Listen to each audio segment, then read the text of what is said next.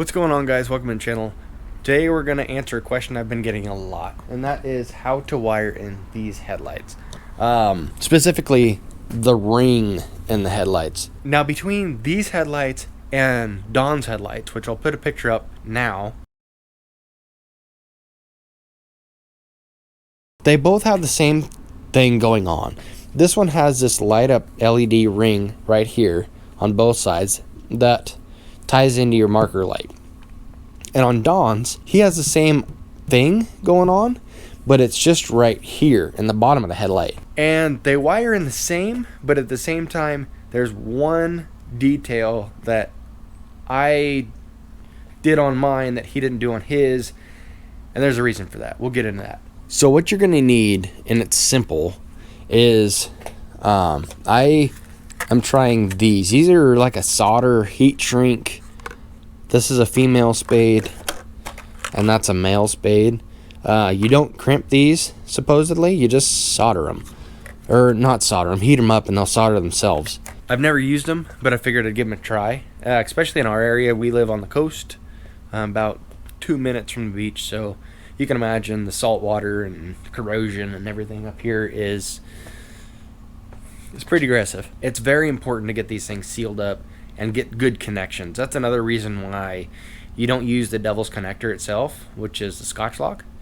And I'm not going to say I've never used one, because when I put the front end of this truck back together, it was in a mad dash, kind of a hurry. Not going to go into details on the situation, but I had to go down to California. So I just kind of slammed it together, hooked it up how I needed to get them working, and I never went back and fixed it. So that's my fault. But don't do that. Don't be that guy that uses scotch locks, because you're just going to fight at the end. And what I was having, not to sugarcoat it, because if you can't catch the hint yet, I did use them. This one, I have some flicker issue, and that's because over time they corrode and the connection comes in and out. So don't do that.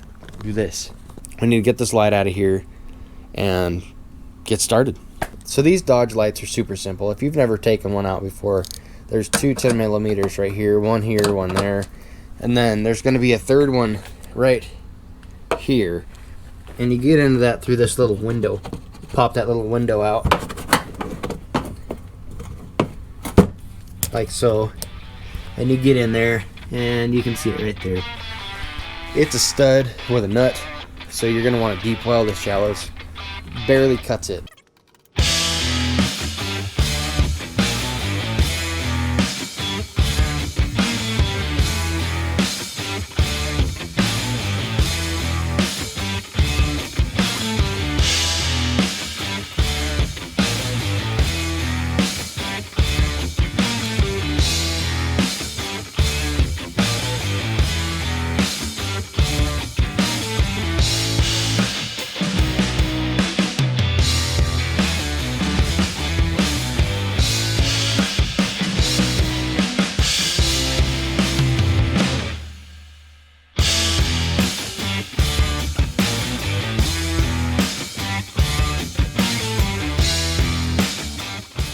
So this is where I use spades. This is your turn signal marker bulb.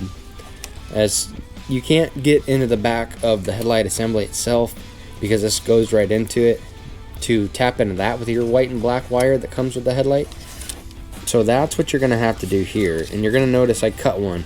There's a reason for that. So I am a stickler for no front-facing amber bulbs. I don't like front-facing amber bulbs. I know they're legal and all that fun stuff. I don't care. This light here is a turn signal and marker bulb. So this would be on all the time when your marker lights are on. Well, I didn't want that. So that is why that wire over there is cut. So all I wanted on when my markers were on was this ring light anyways. So that's that. That's why the wire's cut. Now, before you make any rash decisions and just go cutting wires, you need to check these with a test light before you commit to it, because these trucks can be different. I don't know, late thirds, early thirds, don't assume that this is going to work for you, because it might be different. So we know we need to get rid of these scotch locks. These things are garbage. I should watch my mouth on this video. But they're junk. So we're going to take them out. Take the blade out.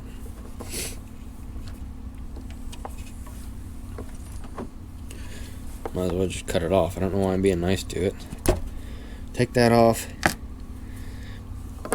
This one didn't do much damage to the wire, but you can see there's a little bit of funkiness going on there. We're going to cut it back to about there. Strip it back to about there.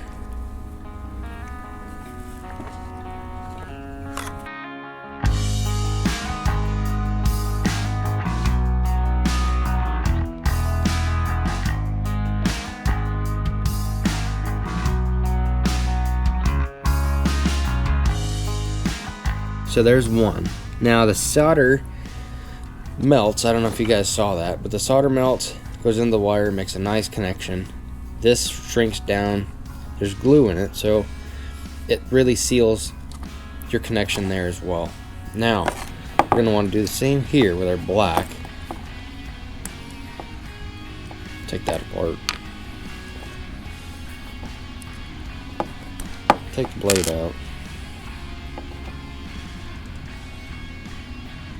See, this is why you don't do it. I don't know if you guys can see that, but there's only a couple strands of wire left, and that's because when you push those connectors together, they tend to cut most of the wire out. So we're going to do the same thing. We're going to strip that back. Strip this back. And there's about a million ways to do this part of it too.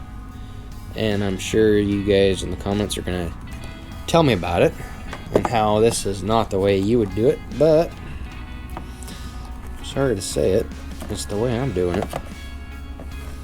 So, twist them together.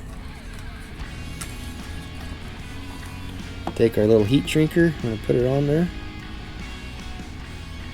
Maybe. Just need to use a blue one. The red one works just fine. Pink one.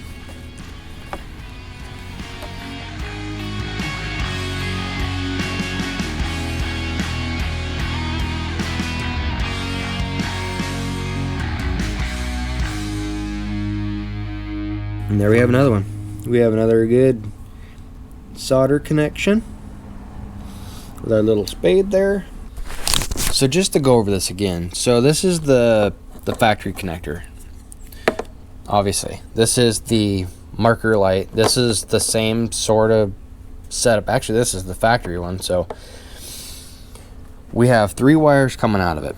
This wire right here, that is your turn signal. The far, looking at it this way, the far right is a turn signal. Looks like a white, and let's call it white with a green stripe. The center is white with a yellow stripe. That is your running light. Now, that is cut because we don't want this amber running light on. I personally don't like forward-facing amber lights. I know it's the law and all that fun stuff, but I don't think for these headlights, I don't think that looks good. I don't like that look. So, I cut mine. You could just simply do this with your other one, with this wire, if you want that amber light to work, but I digress. So all we have to do now is put the loom back on it as much as we want, and then the headlight. Okay, let's go in here a second. This is the back of the headlight, obviously. Dawn's, this other style, is the same exact, looks the same. In a nutshell, you have a black and a white wire coming out. Your black is going to be negative. Your white is going to be positive. So just keep that in mind. I already have spades on this from when I put it together. There's nothing wrong with those spades. I am fine with those spades. They could be better, but they're fine. I don't care. They're fine.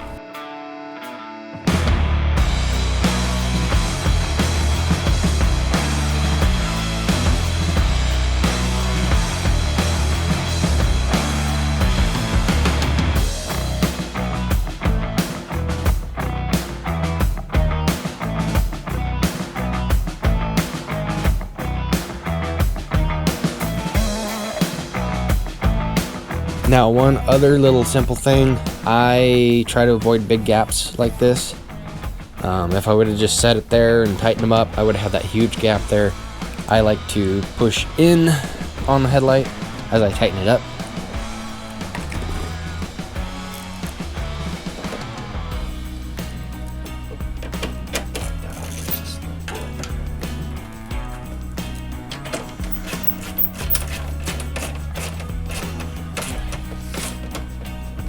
And by pushing in, it does a good job of kind of tightening up that gap. Now, if all our connections are good and everything wired up right, we will have